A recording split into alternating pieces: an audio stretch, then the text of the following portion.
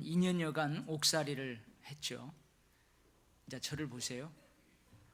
그 옥살이 하는데 지난주 우리가 함께 은혜를 나눈 것처럼 2년간의 옥살이를 한 단어로 표현을 할 수 있었잖아요. 그게 뭐였죠? 혹시 기억하시나요? 네, 섬김이었어요. 근데 이 요셉은요, 늦동이라고 그랬죠. 사랑만 받고 자랐어요. 섬김만 받고 자랐어요. 그래서 요셉은요, 힘들게 일하는 거, 특별히 상대방을 배려하는 거, 주변 사람을 섬세하게 살피고 섬기는 거 참으로 어려운 거예요. 근데 그럼에도 불구하고 요셉의 옥살이의 특징은 섬김이었어요. 그만큼 요셉은 부단히 노력을 했다는 말입니다. 반면에 요셉에게 강점도 있었죠. 하나님에 대한 믿음, 하나님께서 주시는 지혜와 명철함이 요셉의 강점이었어요. 특히 꿈을 통한 하나님의 계시를 정확하게 헤아리는 지혜가 그에게 있었어요. 그래서 이러한 강점으로 술 맡은 관원장과 떡 굽는 관원장을 특별하게 섬겼습니다. 그들이 꿈꾼대로 떡 맡은 관원장은 3일 후에 처형되었고 술 맡은 관원장은 3일 후에 복직되었어요. 당신이 잘 되시거든. 나는 억울하게 지금 감옥에서 옥살이하고 있는데 내 사정을 왕에게 알려가지고 꼭 나를 이 감옥에서 좀 풀어나게 해주십시오. 복직된 술 관원장은 요셉도 이러한 요셉의 간절한 부탁도 까맣게 잊고 있었어요. 이렇게 만 2년이라는 시간이 흘러가고 있던 어느 날 바로 왕이 꿈을 꿉니다. 이 왕이 나일강에 서 있어요. 이 나일강은 애굽의 젖줄이라고 할 수 있어요. 아름답고 살찐 7 암소가 그 강가에서 올라오더니 그 나일강 주변에 있는 풀들을 뜯고 있어요. 근데 한참 후에 그 강가에서 삐쩍 마른 보기에도 아주 흉측한 7 암소가 그 강에서 올라오더니 풀을 뜯는 게 아니고 풀을 뜯고 있는 아름답고 살찐 7 암소를 그냥 잡아먹어버려요. 이 심상치 않은 꿈으로 왕이 잠에서 깨어났어요. 참 이게 무슨 꿈인가? 이게 무슨 꿈인가? 그렇게 하다가 애굽 왕이 곧 다시 잠이 들었는데 또 꿈을 꿨어요. 이번에는 한 줄기에서 무성하고 충실한 7 이삭이 나와요. 그런데 조금 후에 가늘고 동풍에 바짝 마른 쭉정이만 있는 7 이삭이 나오더니요, 그 무성하고 충실한 7 이삭을 확 삼켜버리는 거예요. 희한한 꿈을 꾼 왕은 아침에 일찍 일어나서요, 점술가들을 불러요. 현인들을 왕궁으로 불러들입니다. 이 왕의 꿈에 등장한 암소는요, 아마 애굽인들이라면 뭘 상징하는지 대부분 알 거예요. 애굽에서의 그 암소는 뭘 상징하냐면 신이에요. 신, 땅, 그 다음에 농사, 그 다음에 그 농사의 소출하고 관련된 애굽의 신 이시스라는 신을 상징해요. 애굽에서요,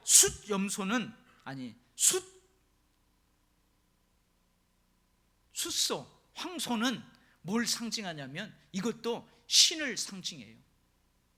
애굽인들에게 농사법을 가르쳐줬다고 알려져 있는 애굽의 신 오시리스라는 신을 상징해요. 그리고 애굽 왕에 꿈에 등장한 이 동풍은요, 그냥 평범하게 흔히 부는 살랑살랑 부는 일상적인 바람이 아니에요. 이 동풍은요, 무서우리만큼 심한 가뭄이 있을 때에만 예외적으로 불어오는 바람이에요. 동쪽에서부터 바람. 특히 3, 4월에 부는 이 동풍은요, 남동풍은 50여일간 불어와가지고요, 바짝바짝 다 말려버려요. 애굽에 큰 피해를 주는 바람이에요. 이 희한한 꿈을 꾼 왕은 이 꿈의 뜻이 뭔지 궁금한 거예요. 그래서 불러드렸어요. 이 왕이 불러들이는 점술가는 그 당시에요, 꿈을 해석하는 특별한 재능을 가진 사람이에요. 여기 현인들이라고 했는데 이 사람들은 과학, 예술, 특별히 신의 계시에 대한 종교적인 그 부분에 있어서 박사들이에요, 박사들. 그래서 이 점술가들 또 이 박사들은요, 왕의 특별 고문 역할을 하기도 했어요. 그런데 이들 중 어느 누구도 왕이 꾼 꿈을 해석하지 못하는 거예요. 여러분은 금방 해석이 되죠. 7 황소, 7 암소, 이거 7년이구나. 7년, 7개니까 7년. 다 해석할 수 있죠. 물론 여러분들도 해석 못해요. 우리는 이미 요셉이 해석해 놓은 성경을 다 읽었으니까 알지. 해석을 못하는 거예요. 여러분, 이 모든 일이 심상치가 않습니다. 술 맡은 관원장이 복직된 지 2년이 지나도록, 거의 3년이 다 되도록 요셉을 까맣게 잊고 있다는 것, 이거 심상치 않은 거예요. 그 어간에 바로 왕이 꿈을 꾸게 되었다는 것. 여러분, 매일 밤 꿈을 안 꿨겠어요? 근데 그 어간에요, 희한한 꿈을 바로가 꾸게 되는 것, 이거 심상치 않은 거예요. 그리고 왕이 불러들이는 점술가들, 박사들, 그 어느 누구도 꿈을 해석할 수 없다는 것, 이 모든 일이 심상치가 않습니다. 결국은 이 일로 인해서 술 맡은 관원장이 누구를 기억해요? 요셉을 기억해내요.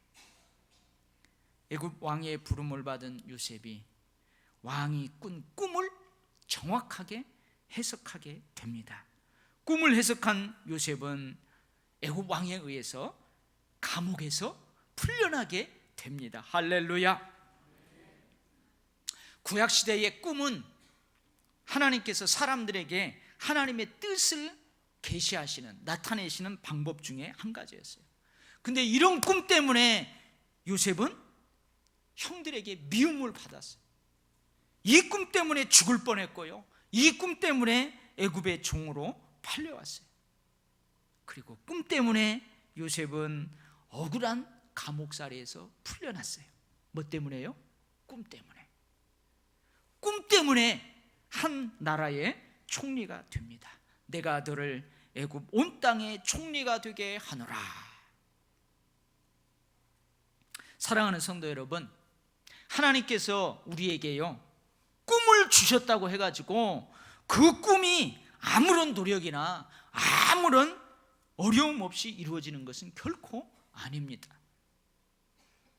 때로 하나님께서 주신 꿈을 꾸었기에, 하나님이 주신 꿈을 내 가슴에 품었기에 요셉과 같이 여러 가지 어려움들을 겪을 수도 있어요. 내가 예수님을 영접해서 내 삶에 주님으로 예수님을 품었기 때문에 가족들을 비롯해서요, 주변 사람들에게 미움을 받을 수도 있어요.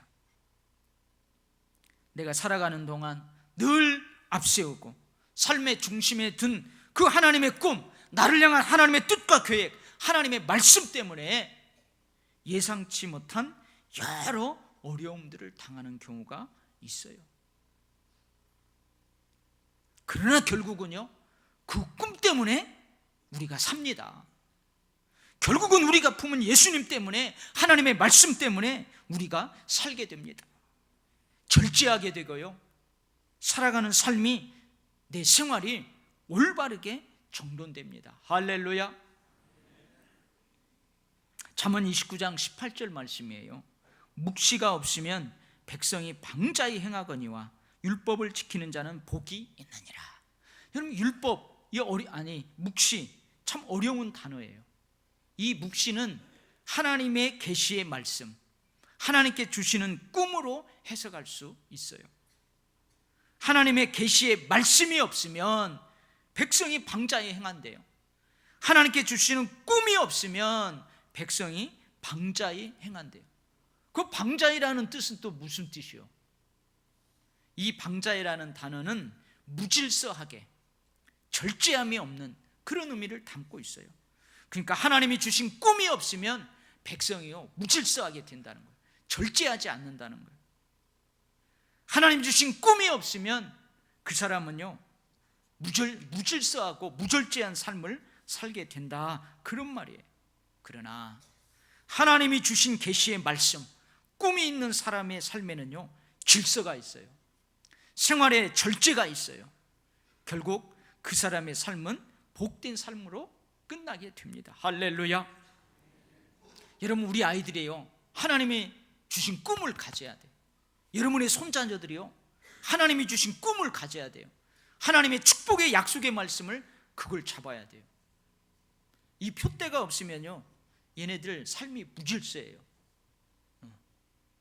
목표도 없고요 그냥 하루 살고 하루 벌어 하루 먹고 그렇게 살아가요. 근데 이 꿈이 있는 애들은요 노는 것 같은데도요 그 꿈을 꽉 잡고 나아가요. 결국은 그곳에 쓰게 되는 거예요. 고린도후서 11장에는요 사도 바울이 얼마나 힘들었는지를 기록하고 있어요. 사도 바울이 어떤 분인 줄 아시죠? 이 사람은요 꿈에서 예수님을 만난 게 아니에요. 직접 예수님을 만난 사람이에요. 꿈에서 계시의 말씀을 받은 사람이 아니에요. 예수님으로부터 직접 계시의 말씀을 받은 사람이에요. 이런 사람이 힘들면 안 되잖아요, 그죠? 이런 사람들은요 잘 돼야 된다고요. 그 하나님이 직접 만나갖고 예수님이 직접 만나가지고 직접 주신 말씀, 그 꿈을 이루어가는데 형통해야죠. 어려움이 없어야 되잖아요. 제가 아는 한 목사님이요 이제 개척을 하면 좋겠다 하는 그 마음을 품고 개척을 준비합니다. 교회를 개척해야 되겠다. 그렇게 기도하며 준비하는데 꿈을 꿨어요. 하루는 꿈을 꿨어요. 꿈을 꿨는데 그 꿈속에서요 주소가 하나 딱 떠오르는 거예요. 경기도 안산시 신길동 42-13, 이게 우리 교회 주소예요. 이 어떤 주소가요 딱 떠오르는 거예요. 꿈을 깼는데도 그 주소가 너무너무 또렷한 거예요. 그래서 내비게이션에다가 그 주소를 찍고 무작정 가봤어요. 어딜까 하고 막 그 내비게이션을 찍고 그 주소로 해서 차를 몰고 딱 가봤더니 어디냐면요 옆에는 막 신도시 개발이 한참인데 그 옆에 무슨 상가 거기 주소가 딱 찍히는 거예요. 그래서 딱 들어가 봤어요. 3층에 무슨 체육관인가 뭐가 있더래요. 가서 내가 이러이러해서 이리 왔다, 주일날만 여기 빌려서 예배 드릴 수 있냐고 그랬더니 좋다고 드리라고. 여러분, 이 목사님 개척하는데 어려움이 있을까요 없을까요? 어려움이 있어요 없어요? 어려움 많아요.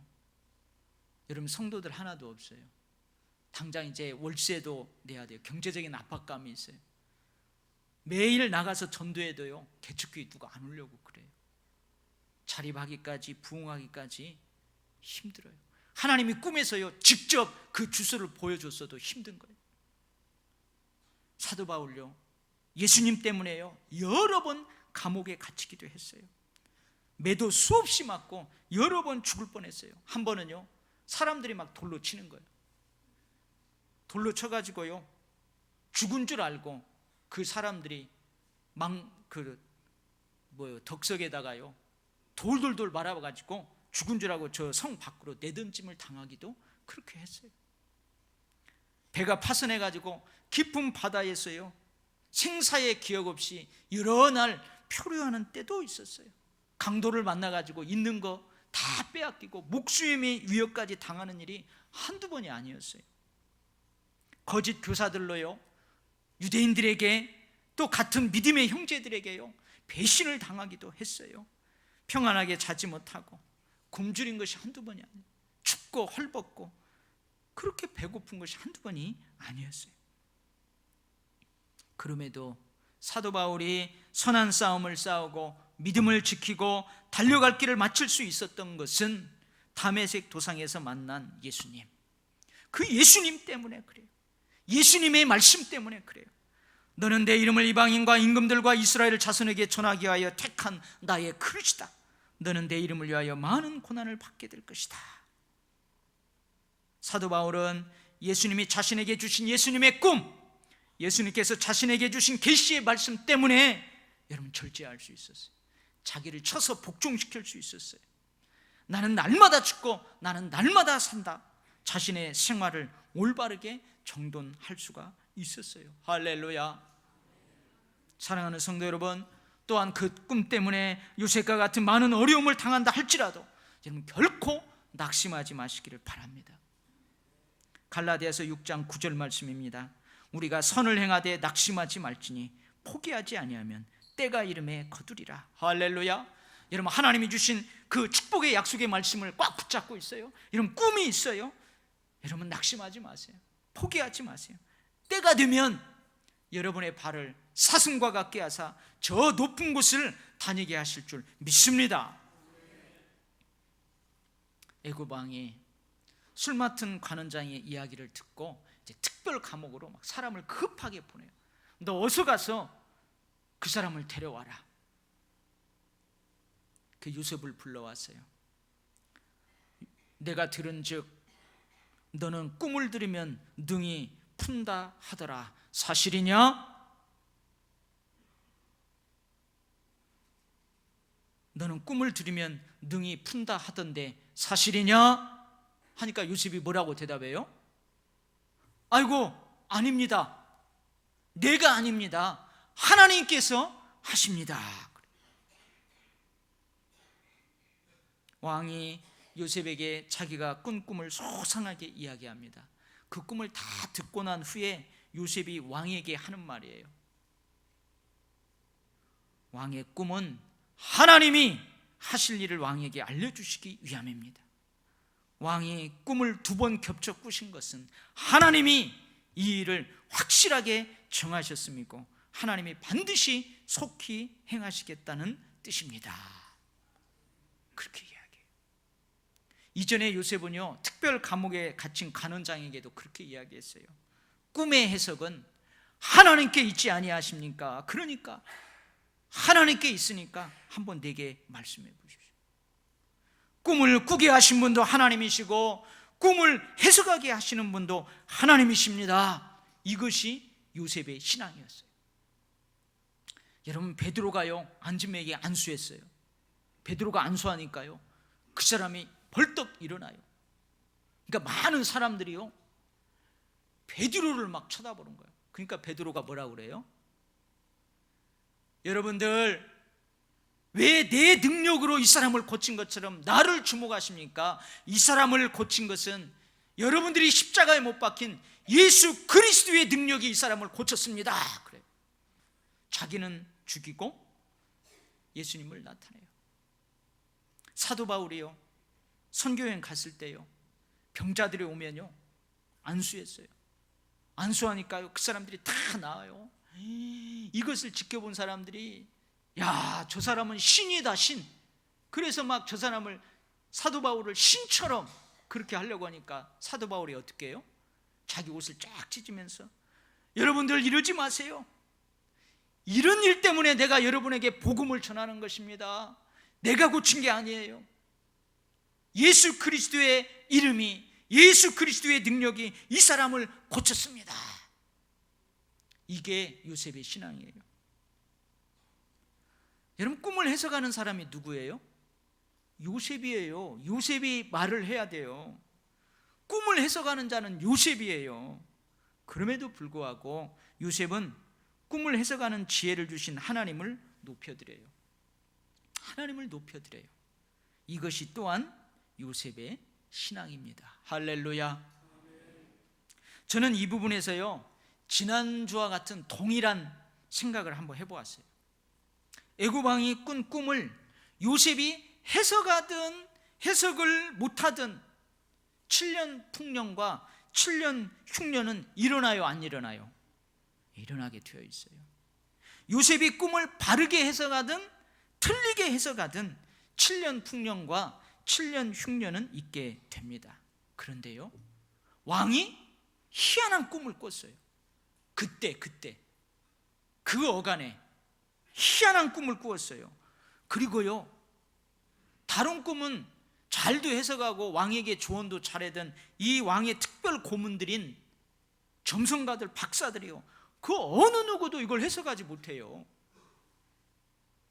이 꿈으로 자신의 번민을 이야기할 때 최측근인 술 맡은 관원장이 요셉을 기억해내요. 까맣게 잊고 있다가 요셉을 기억해내요. 요셉에게 해석할 기회가 주어졌고 요셉은 정확하게 그 꿈을 해석해요. 꿈으로 인한 왕의 번민을 요셉이 풀어주게 되었어요. 역시 이런 일련의 일들이 여러분 심상치 않아요. 사랑하는 성도 여러분, 때로 하나님께서는요, 우리를 높여주시려고 어떤 작업을 하시는 경우가 있어요. 여러분 믿습니까? 때로 하나님의 종, 하나님의 사람을 위해서요, 심상치 않은 어떤 일들을 하시는 경우가 있어요. 때로 하나님의 꿈, 하나님의 뜻을 이루기 위해서요, 어떤 한 사람을, 한 도시를, 한 나라를 움직이기도 하세요. 에스더를 보세요. 왕 앞에 감히 나갈 수 없어요. 왕이 부르기 전에는 못 나가요. 근데 내가 죽으면 죽으리라 금식하며 기도하고 나갈 때요, 하나님께서 그 왕의 마음을 움직이잖아요. 느헤미야가요, 저 예루살렘 성벽도 회파되고 성전도 회파되었다 하는 소식을 듣고요, 3개월 동안 기도해요. 그리고 왕에게 나가는데요, 하나님이 왕을 움직여요. 군대를 움직여요. 물자를 움직여요. 이것을 우리는 뭐라고 하느냐? 하나님의 특별한 축복의 역사라고 그래요. 하나님 역사하여 주시옵소서. 여러분, 그때의 그 역사가 이 역사예요. 여러분 기도할 때 그러잖아요. 하나님 역사하여 주시옵소서. 그 역사가 이거예요. 하나님의 특별한 축복의 역사라고 말합니다. 사무엘상 23장에 보면은 셀라 하마느곳이라는 장소가 나와요. 셀라 하마느곳 드러나 보셨어요? 발음하기도 어려운 장소가 나오는데요, 이 장소는 다윗에게 아주 특별한 장소예요. 사울이 죽은 자는 천천이고 다윗이 죽인 자는 만만이다. 그래서 이스라엘 백성들이요, 사울이 왕이에요. 근데 왕을 추종하지 않고 백성들의 마음이 다 다윗에게 마음이 가는 거예요. 그러니까 이스라엘의 초대왕 사울이 다윗을 죽이려고 추격을 해요. 10여 년간을 추격을 합니다. 사울의 추격을 받은 다윗이 10광야, 이 10이라는 그 광야 남쪽 카일라 산숲불 요새에 다윗이 숨게 돼요. 그런데요, 이 10 사람들이, 예를 들면요, 여기 신길동 사람들이 이 사실을 왕에게 알리는 거예요. 왜 그래요? 공을 세우고 싶은 거예요. 그래서 왕에게 알려요. 그래서 사울 왕이 이제 이 다윗을 잡으려고 저 기브아에서 출발해서 옵니다. 막 와요. 근데 그때 다윗이요, 10 광야 남쪽 마온 광야 아라바로 피하게 돼요. 그래서 사울과 그의 군사들이 이 마온 황무지로 출격을 딱 해가지고요, 그 주변을 포위를 해요. 쥐새끼 한 마리 뽁 빠져나가도록 그냥 병사들로 해갖고 탁 에워싸요.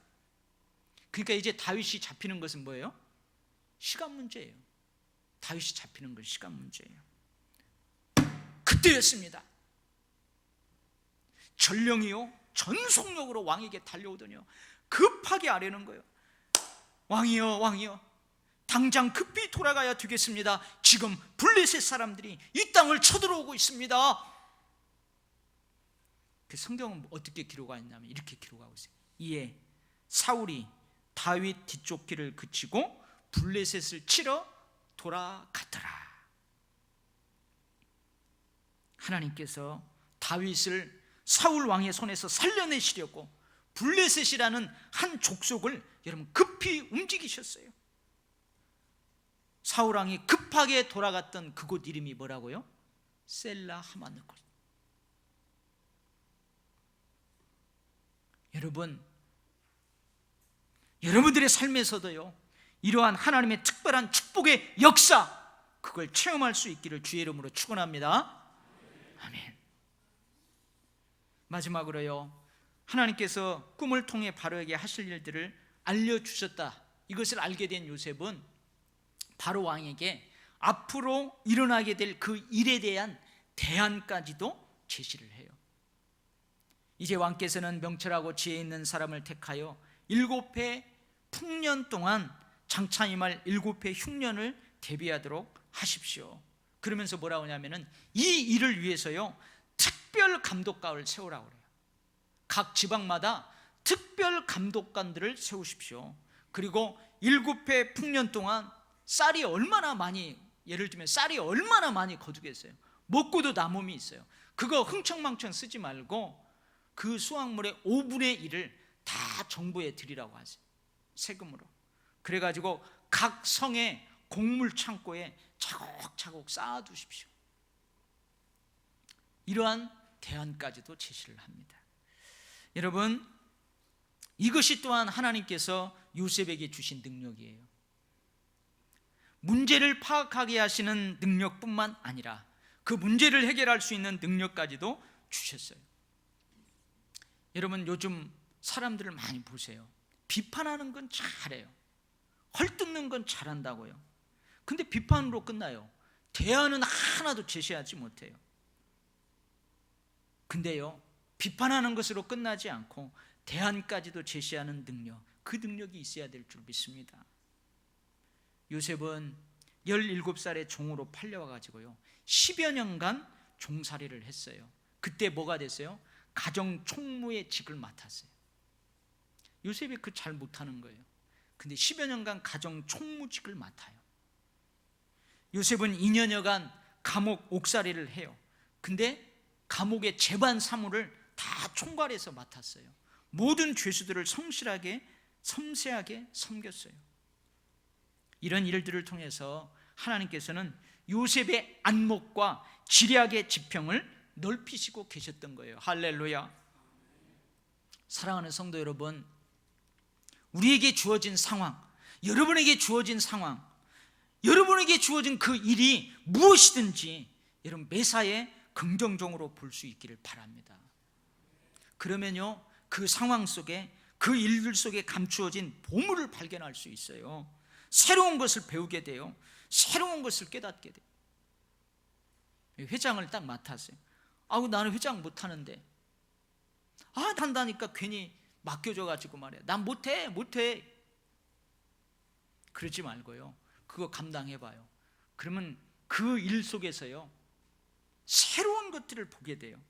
여러분의 지략과 지식과 지혜와 명철, 안목의 지경이 넓혀지게 되는 거예요. 아무리 나하고 생각이 다른 사람일지라도요, 마음을 열고 그 사람을 긍정적으로 보면 그 사람을 통해서 새로운 것을 깨닫게 돼요. 여러분, 매사에 일을 하는데 나하고 마음이 안 맞아요. 그래서 저 사람 무시해버리고, 저 사람 없었으면 좋겠다, 그리고 저 사람을 긍정적으로 보려고 하지 않고 마음의 문을 꽉 닫아버려요. 그러면요 아무것도 볼 수 없어요. 근데 나하고 생각이 다른 사람이었대요, 마음을 딱 열고 긍정적으로 한번 그 사람을 보세요. 그러면요 그 사람 속에요 보물이 있어요. 그러면 내 지경은 넓혀지는 거예요. 제가 전에 서울에서 목회할 때 우리 5명의 전도사님들이 함께 그 청년 사역을 했었어요. 근데 다 전사님 5분이 다 달라요. 대학 다닐 때 경험했던 선교단체의 경험도 다 다르고요, 다 달라요. 뭔 일을 할 때요 의견들도 다 달라요. 여러분, 그때 아이고 저 사람은 나하고 달라, 저 사람이 하는 것은 별로야 하고 문을 딱 닫으면요 내 지경은 안 넓혀져요. 근데 저분이 경험한 저런 선교단체는 저런 장점도 있구나 하고 마음을 열고 그걸 받아들이면 여러분 나의 경험은 넓혀지는 거예요. 내 안목은 넓혀지는 거예요. 사랑하는 성도 여러분, 어떤 상황과 어떤 사건이 있는지 마음을 완전히 닫아버리지 말고 열린 마음으로 긍정적으로 그것을 대할 수 있기를 바랍니다. 분명 그것들은 새로운 지혜를 얻게 하시는 하나님의 도구가 되는 줄 믿습니다. 요즘 참 돌 감사 예배 드리는 것이 흔치 않아요. 저도 지금 참 돌 예배 드린 지가 언제인지 까마득합니다. 우리 교회에 점점 젊은이들이 없는 그런 수도 있고요. 또 결혼해도 애를 잘 안 낳으려고 그래요. 출산율이 적어졌기 때문이도 그래서 그러는 건 아닐까 하는 생각도 들어요. 근데 제가 돌 감사 예배를 드릴 때 이 요셉의 본문으로 가끔 축복하는 때가 있어요. 근데 설교 시간에요, 물어봐요. 용이 아빠, 용이 엄마, 이 요셉의 인생을 돈으로 살 수 있다면 그 요셉의 인생을 돈으로 사가지고 지금 이 돌맞이한 이 아이에게 줄래요? 줄 거예요? 이렇게 물어봐요. 하면 여러분 대답해봐요. 여러분들 이 요셉의 인생을 돈을 주고 살 수 있다면 이 돈을 주고 이 요셉의 인생을 사가지고 여러분의 손자녀에게 주시겠습니까? 대답을 잘 못하시잖아요. 여러분 대답을 못하시는 이유가 두 가지가 있는데요. 한 가지는 뭐냐면 요셉을 잘 몰라서 그래요. 여러분 젊은 사람들 성경 안 읽거든요. 그러니까 요셉이 어떤 놈인데, 목사님 요셉이 어떤 놈인지 모르는데요, 요셉의 삶을 몰라서 대답을 못하는 경우가 있고요. 또 한 가지 이유는 뭐냐면 30세 이전에 요셉의 인생의 전반부를 생각하면 사고 싶지 않아요. 왜 그래요? 형들한테 미움받지, 구덩이에 던져갖고 죽을 뻔하지, 종으로 팔려가지, 옥살이를 하지. 아이고 내 자식 10년간 3년간 옥에 갇히면 어떻게 돼? 하고 전반부 인생을 생각하면은요 망설여져요. 근데 30세 이후 후반부의 인생을 보면 국무총리가 돼요. 막 나라를 구원해요. 형들이 와서 다 절하고요. 살까 말까 살까 말까. 여러분 요셉의 이 인생을 돈 주고 살 수 있다면 여러분 사서 여러분의 손자녀들에게 줄래요? 안 줄래요? 아직도 망설이고 있어요. 목사님 나 30세 이후 후반전부터 살게요. 근데 여러분 30세 이전에 전반부의 삶이 없다면 30세 이후 후반전에 축복된 삶도 없어요. 사랑하는 성도 여러분, 우리의 자녀들, 손자녀들이 이 요셉의 축복, 요셉의 삶에 있었던 이 심상치 않은 하나님의 축복의 역사를 경험할 수 있기를 주의 이름으로 축원합니다. 할렐루야, 아멘. 기도하겠어요.